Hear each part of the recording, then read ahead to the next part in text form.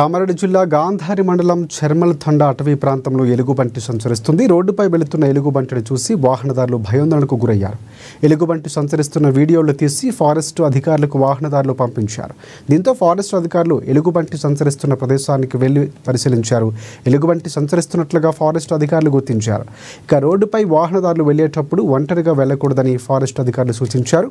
అయితే తాము పొలాల వద్దకు వెళ్లడానికి భయపడుతున్నామని, ఎలుగుబంటిని పట్టుకోవాలని తాండావాసులు డిమాండ్ చేస్తున్నారు.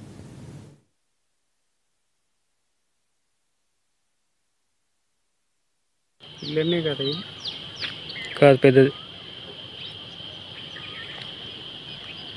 అది దాటింది.